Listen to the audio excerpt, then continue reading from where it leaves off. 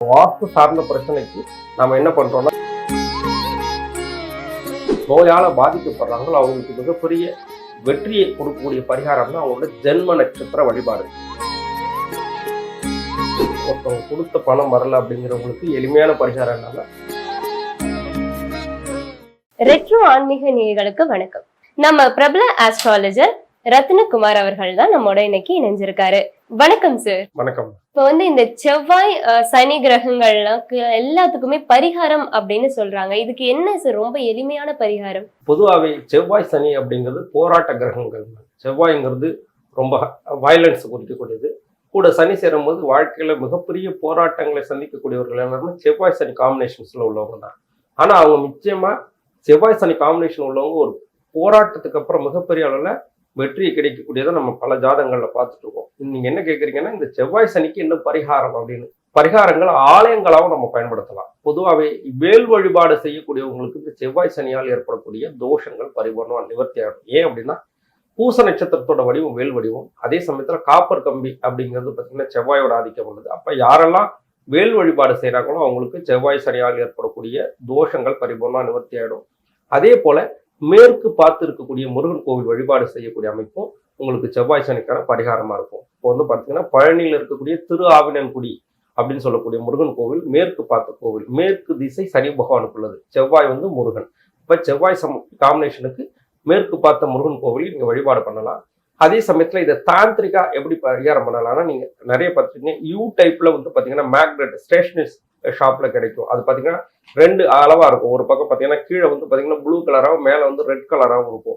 அப்ப யாரெல்லாம் இந்த செவ்வாய் சனி செயற்கை ஜாதகத்துல இருக்கும், இந்த மேக்னெட் அவங்க பேக்கெட்லயோ இல்லை அவங்க ஹேண்ட்பேக்லயோ ரெகுலரா வச்சுட்டு வரும்போது செவ்வாய் சனியால் ஏற்படக்கூடிய தோஷங்கள் பரிபூர்ணமா நிவர்த்தியாகி அவங்களுக்கு எப்பவுமே நல்லதே கிடைக்கும். அடிக்கடி ஒரு வீட்டுல உடல்நிலை சரியில்லை அப்படின்னு சொல்றாங்க. இப்போ எப்பவுமே அடிக்கடி உடல்நிலை சரியில்லாமையே இருக்கே, இதுக்கு என்ன பரிகாரம் அப்படின்னு சொல்றீங்க சார்? அதை பத்தி சொல்லுங்க. பொதுவாகவே ஜாதகத்துல 6ஆம் பாவம் தான் நோயை குறிக்கக்கூடிய அமைப்பு. யாருக்கெல்லாம் 6, 8 தொடர்பு இருக்கோ அவங்களுக்கு தீராத பிரச்சனைகளை கொடுக்கும்.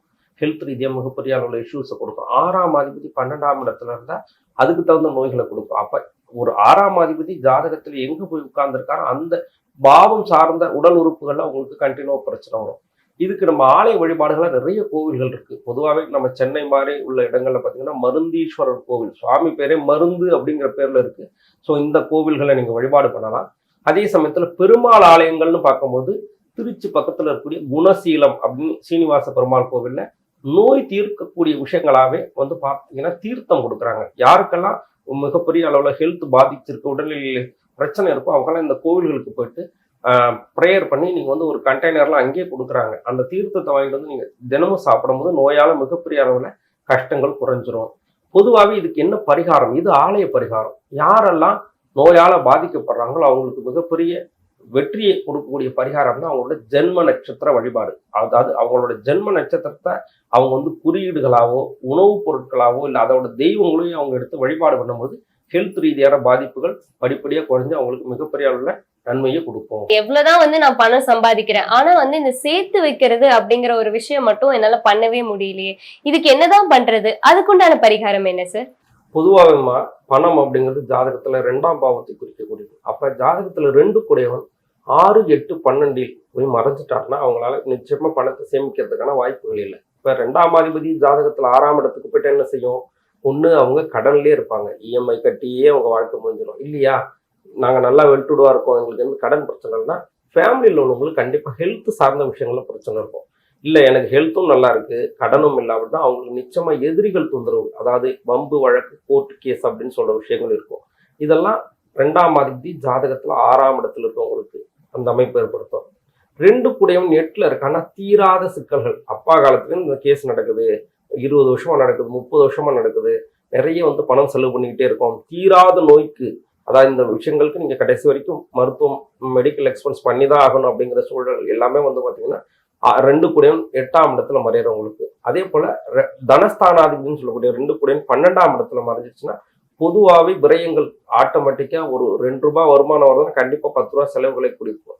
அப்ப ஜாதகத்துல 2 கூடையவன் 6, 8, 12ல மறையிறவங்களுக்கு வருமானத்தை விட செலவுகள் அதிகமா இருக்கும்.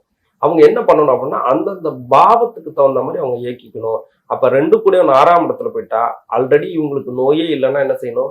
ஒன் டே ஹாஸ்பிட்டல்ல இவங்க டோட்டலா பாடி செக்அப் பண்ணிக்கணும். இவங்களோட பேர்ல ஷீட்ல இவங்க பேர் வர மாதிரி இவங்க பாடி செக்அப் பண்ணிக்கிட்டாங்கன்னா ஹெல்த் சார்ந்த விஷயங்களை நாம தவிர்க்கலாம். அதே மாதிரி 2 கூடயும் ஜாதகத்துல 8ஆம் இடத்துல இருக்கு, அவங்களால பணம் சேமிக்க முடியல அப்படின்னா என்ன செய்யலாம், இன்சூரன்ஸ் பாலிசி போட்டுக்கலாம். ஏன்னா 8ஆம் இடம் தான் இன்சூரன்ஸ் பாலிசி. அதே போல 2 கூடயும் ஜாதகத்துல 12ஆம் இடத்துல இருக்கு, என்னால சேமிக்க முடியல, எல்லாமே விரயமாக தான், இவங்க நிறைய பேருக்கு செப்பல் வாங்கி தானமா கொடுக்கலாம். இப்படியெல்லாம் செய்யும்போது அவங்களுக்கு தேவையில்லாத அன்வான்ட் எக்ஸ்பென்சஸை குறைச்சிக்கலாம். பாஸ்ட், பிரசன்ட், ஃபியூச்சர் 3 விஷயம் இருக்குல்ல சார். இப்போ இந்த பாஸ்ட், பிரசன்ட், ஃபியூச்சர் இது 3த்துமே எடுத்துக்கிட்டா எல்லாருமே வந்து கேட்கறது வந்து என்னோட ஃபியூச்சர் எப்படி இருக்கும் இந்த மாதிரி தான் எல்லாருமே கேட்பாங்க. ஆனா நம்ம பரிகாரம் சொல்றதுக்கு முன்னாடியோ இல்ல ஜோதிடம் பாக்குறதுக்கு முன்னாடியோ நம்ம எல்லாருமே வந்து நிறைய பேர் பாஸ்டையும் சேர்த்து சொல்லி பிரசன்டையும் சொல்லி அப்புறமா தான் ஃபியூச்சர் பத்தி சொல்றாங்க. இது என்ன காரணம் சார் இதுக்கு? இப்ப ஜோதிடம் அப்படிங்கிறது முழுக்க முழுக்க நம்பிக்கையின் அடிப்படையில். ஜோதிடம் மட்டும் இல்ல, கடவுளும் ஆன்மீகமும் அப்படித்தான். எல்லாமே நம்பிக்கையின் அடிப்படையில் தான் வாழ்க்கை போயிட்டு இருக்கு.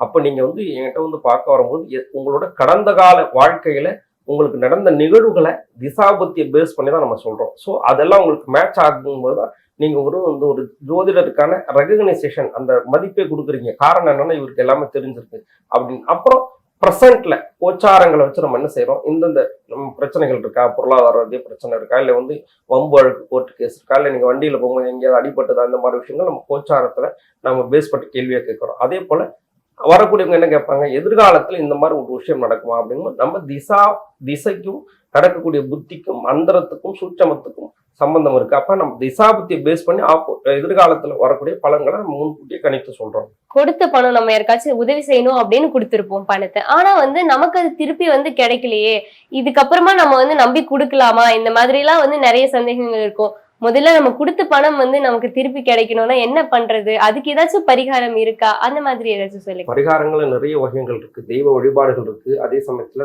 தாந்திரிக பரிகாரங்கள் நிறைய இருக்கு. அப்ப ஒருத்தவங்க கொடுத்த பணம் வரல அப்படிங்கிறவங்களுக்கு எளிமையான பரிகாரம் என்னன்னா, பச்சை கற்பூரத்தை நம்ம வந்து நெருப்புல எரிச்சு அதோட கரியை வந்து இரும்பு பவுல்லையோ இல்லை வந்து ஒரு தட்டிலையோ அந்த புகையை வர மாதிரி அந்த புகைப்படியும் இல்லையா, அதை எடுத்து நம்ம கைகளால அந்த கரியை எடுத்து ஒரு A4 ஷீட்ல யாரு பணம் கொடுக்கணுமோ அவங்க பேர் எழுதி எவ்வளவு தொகையோ அதை இமேஜினேஷன் பண்ணி அதை 4ஆ மடிச்சு உங்க வீட்டுல இருக்கக்கூடிய பிள்ளையார் விக்கிரகமோ இல்லை வந்து பிள்ளையார் போட்டோவுக்கோ அடியில இந்த வச்சிருங்க. கண்டிப்பா 48 நாள்ல ஃபுல் பணம் வரலனாலும் கண்டிப்பா பாதி பணமாவது வந்துடும். இதை செஞ்சு பாருங்க. இது நிறைய கிளைண்ட் கொடுத்து சக்சஸ் பண்ண பரிகாரம். என்னதான் வந்து வீட்டுல பாசிட்டிவிட்டியே இல்ல அப்படின்னு நிறைய பேர் யோசிப்பாங்க இல்லையா. என்னதான் வந்து நம்ம வீட்டுல எவ்வளவு பாசிட்டிவிட்டி இருக்குன்னு நம்ம நினைச்சாலுமே வந்து இந்த நெகட்டிவிட்டியே இருக்க மாதிரியே இருக்கே, அது ஏன்னு தெரியலையே, பாசிட்டிவிட்டி எப்படிதான் நம்ம கொண்டு வர்றது ஒண்ணுமே புரியலையே, இந்த மாதிரி எல்லாம் இருக்கும். சோ இதுக்கு ஏதாவது ரொம்பவே எளிமையான பரிகாரம் இருக்கா? ஜாதகத்துல 4ஆம் பாவம் யாருக்கெல்லாம் கெட்டு போச்சோ அவங்களுக்கு வந்து சிறப்பான வீடு அமையாது. 4ஆம் பாவத்துல ராகுவோ 4ஆம் இடத்துல சனி இருக்கிறவங்க கண்டிப்பா வாஸ்து சார்ந்த பிரச்சனை இருக்கக்கூடிய வீட்டுல தான் அவங்க குடியிருப்பாங்க. அப்ப அப்படி இருக்கும்போது அவங்களுக்கு எல்லாமே ஒரு ஸ்ட்ரக்சர். வாஸ்து அப்படிங்கிறது என்னன்னா, நம்ம பாடியில வந்து கண்ணனா இங்கதான் இருக்கணும், வாயினா இங்கதான் இருக்கணும், காதுனா இங்கதான் இருக்கணுங்கிற மாதிரி ஒரு வாஸ்துவின் படி எந்த இடத்துல பூஜை ரூம் இருக்கணும், எந்த இடத்துல சமையல் ரூம் இருக்கணும், எங்க படுக்கை அறை இருக்கணும் அப்படிங்கிற மாதிரி அவங்க வீட்டுல நிச்சயமா வாஸ்து சார்ந்த பிரச்சனைகள் இருக்கும். அப்ப வாஸ்து சார்ந்த பிரச்சனைக்கு நம்ம என்ன பண்றோம்னா, நம்ம இடிக்கிறோம், அதை அளவை மாத்துறோங்கிறது அவங்களோட வசதியையும் சௌரியத்தையும் பொறுத்து. பொதுவாகவே வாஸ்து சார்ந்த குறைகள் இருக்கக்கூடிய வீட்டுல தென்மேற்கு மூலையில வயிறு பெருசா இருக்கக்கூடிய பொம்மைகளை நீங்க வந்து வடகிழக்கு பார்த்து நீங்க வச்சிடலாம். பொதுவாகவே பிள்ளையார் விக்கிரகமோ இல்லை வந்து பாத்தீங்கன்னா இந்த வெல்கம் பொம்மையில பாத்தீங்கன்னா வயிறு பெருசா இருக்கக்கூடிய மகாராஜா பொம்மை மாதிரி எல்லாம் இருக்கும். அந்த மாதிரி பொம்மைகளை நீங்க வைக்கும் போது வாஸ்து சார்ந்த விஷயங்கள். அது மட்டும் இல்லாம பன்னிக்குட்டி உண்டியல் அந்த மாதிரி ஒரு நல்ல பெரிய பொம்மையா வாங்கி நீங்க வந்து தென்மேற்கு மூலைன்னு சொல்லக்கூடிய குபேர மூலையில வச்சுட்டு நீங்க பயன்படுத்தும் போது அந்த வீட்டுல நெகட்டிவிட்டி குறையறதுக்கு நிறைய வாய்ப்புகள் இருக்கு. அது மட்டும் இல்லாம எல்லாருக்கும் தெரிஞ்ச பரிகாரமான கல் உப்பு, அதே மாதிரி ராக் சால்ட், அதை விட ரொம்ப பெஸ்ட். ராக் சால்ட்டை தண்ணியில கலந்து வீட்டை வாரம் ஒரு முறை நம்ம வந்து வீட்டை சுத்தம் பண்றதும், அதே சமயத்துல ராக் சால்ட்டை நம்ம குளிக்கிற தண்ணியில ஒரு பிடி எடுத்து போட்டு நாம வாரத்துல 2 முறையாவது குளிக்கும் போது வீடும் நெகட்டிவிட்டில இருந்து பாதுகாக்கப்படும், நம்ம உடம்பும் நெகட்டிவிட்டில இருந்து பாதுகாக்கப்படும். இப்போ நிறைய பேர் வந்து இந்த தொழில் நான் வந்து இவ்வளவு படிச்சிருக்கேன், இதெல்லாம் பண்ணிருக்கேன், இப்ப எந்த தொழில் வந்து எனக்கு செட் ஆகும், நான் எந்த தொழில் ஸ்டார்ட் பண்ணாலுமே செட் ஆகாத மாதிரியே இருக்கு, அதுல வந்து என்னால ஜெயிக்கவே முடியலையே அப்படிங்கிற மாதிரி எல்லாம் வருத்தப்படுறாங்க. அப்ப அவங்க ஒருத்தவங்களுக்குமே இதுதான் தொழில் அப்படின்னு ஏதாச்சும் கரெக்டா இருக்கா சார்? அவங்க ஜாதகத்துல முதல்ல அவங்க வேலைக்கு போகக்கூடிய ஜாதகமா இல்ல 10 பேருக்கு வேலை கொடுக்கக்கூடிய ஜாதகமாங்கிறத அவங்க வந்து நல்ல அஸ்ட்ராலஜரை கன்சல்ட் பண்ணி பார்த்துக்கணும். யாருக்கெல்லாம் 6ஆம் பாவம் அப்படிங்கிறதா உத்தியோகத்தை குறிக்கக்கூடியது. முடியாது. யாருக்கு 6ஆம் பாவம் வலுத்து இருக்கோ அவங்க வந்து வேலை தான் செய்யணும், அவங்களால சொந்த தொழில் செய்ய முடியாது. அதே மாதிரி யாருக்கெல்லாம் 10ஆம் பாவம் வலுத்து இருக்கோ அவங்களால இன்னொருத்தவங்கள்ட்ட அடிமையா கை கட்டி வேலை செய்ய முடியாது, அவங்க தான் சொந்த தொழில் செய்யணும். அப்ப அவங்க ஜாதகத்தின் அடிப்படையில 6ஆம் பாவம் வலுத்து இருந்தா ஒருத்தவங்க உத்தியோகத்துக்கு போகணும், இன்னொருத்தவங்கள்ட்ட வேலை பார்த்தா ஆகணும். அதே போல 10ஆம் பாவம் வலுத்து இருந்தா அவங்க சொந்த தொழில் பண்ணணும். அப்ப இந்த அமைப்பின்படி தான் அவங்க வந்து சொந்த தொழிலா இல்ல வந்து உத்தியோகத்துக்கு தொழிலா. அப்ப 10ஆம் அதிபதி யாரோடு தொடர்பு கொண்டிருக்காங்கிறத வச்சுதான் அவங்களுக்கு தொழில் நம்ம நிர்ணயிக்கிறோம். இப்ப 10ல ஒருத்தவங்களுக்கு சுக்கிரன் இருக்குன்னா என்ன, பெண்கள் தொடர்புடைய விஷயங்கள். இப்ப 10ஆம் இடத்துல சுக்கிரன் இருக்கவங்க பாத்தீங்கன்னா நிச்சயமா ஒரு பெரிய ஒரு லேடிஸ்க்கு உள்ள பொட்டிக்ஸ், அந்த மாதிரி ட்ரெஸ்ஸஸ் கடை, ஃபேன்சி ஸ்டோர், இந்த மாதிரி விஷயங்கள் வைக்கிறது மிகப்பெரிய அளவில் வெற்றியை கொடுக்கும். அப்ப அவங்க ஜாதகத்துல என்ன அமைப்பு இருக்கோ அந்த கிரக காரகத்துவத்துக்குள்ள விஷயங்களை நீங்க இயக்கும் போது தொழில நிச்சயமா வெற்றி அடைஞ்சிருவீங்க. தொழில்னா வந்து ஜாதகத்தை பார்த்து தான் சொல்ல முடியும் அப்படின்ற மாதிரி சொன்னீங்க இல்லையா? இப்ப இந்த ஜாதகத்தை பார்த்து தான் சொல்லணும் அப்படின்னா நிறைய பேர்கிட்ட ஜாதகம் இருக்காது இல்லை சார்? ஸோ அப்படி இல்லாதவங்க என்ன பண்ணலாம் சார்? நம்ம ஜாதகம் இல்லாதவங்களுக்கு தான் நம்ம பிரசன்னம்னு ஒரு விஷயம் வச்சிருக்கோம். சரி. பிரசன்னம்ங்கிறது நிறைய பிரசன்னங்க இருக்கு. தாம்பூல பிரசன்னம் இருக்கு, சோழி பிரசன்னம் இருக்கு, அப்புறம் சீட்டுக்கட்டு பிரசன்னம்னு இருக்கு, நிறைய பிரசன்ன முறைகள், ஆருட பிரசன்னம்னு இருக்கு. அதே போல சகாதேவன் ஆருடம்னு சொல்லிட்டு நிறைய பிரசன்ன முறைகள் இருக்கு. இப்ப நீங்க ஒரு டயத்துல வந்து ஜாதகமே இல்லாம நீங்க உள்ள வரீங்கன்னா நீங்க எந்த ஹோரையில வரீங்க, இன்னைக்கு என்ன நட்சத்திரம், இன்னைக்கு என்ன நாள், உங்களோட கேள்வி என்ன இருக்குங்கிறத வந்து நம்ம பிரசன்னத்துல சொல்ல முடியும். நேத்து கூட பாத்தீங்கன்னா நானும் என்னோட மிகப்பெரிய ஒரு நண்பரும் மிகப்பெரிய அஸ்ட்ராலஜர் நானும் அவரும் பேசிக்கிட்டு இருக்கோம். இதே போல ஒருத்தவங்களுக்கு வந்து பாத்தீங்கன்னா ஜாதகம் இல்லை, அவங்களுக்கு இதுதான் ராசி இதுதான் நட்சத்திரம்னு சொல்றோம். சரி இது எப்படி கன்ஃபர்மேஷன் பண்றோம் அப்படின்னு கேட்கிறோம். அப்ப அவங்க ஜாதகத்தின் அமைப்புப்படி நான் சொல்றேன், உங்களுக்கு அப்பாவோட அன்பு கிடைக்கலையான்னு ஆமா அப்படின்னு சொல்றாங்க. காரணம் அந்த கன்ஃபர்மேஷன் பண்றோம். நாம வந்து ஒருத்தவங்களுக்கு ஒரு ராசி நட்சத்திரம் மட்டும் சொல்றது மட்டும் இல்லை, அவங்களோட கேரக்டர், அவங்க வாழ்க்கையில அவங்க சந்திக்கக்கூடிய நபர்கள், அவங்க கூட இருக்கக்கூடிய உறவு முறைகள், அவங்களோட பங்களிப்பு இவங்க வாழ்க்கையில எப்படி இருக்குங்கிற விஷயத்தை நம்ம கன்ஃபர்மேஷன் பண்ணி நம்ம நிச்சயமா நட்சத்திரம், லக்னம், ராசி எல்லாத்தையுமே எடுத்து கொடுத்துடலாம்.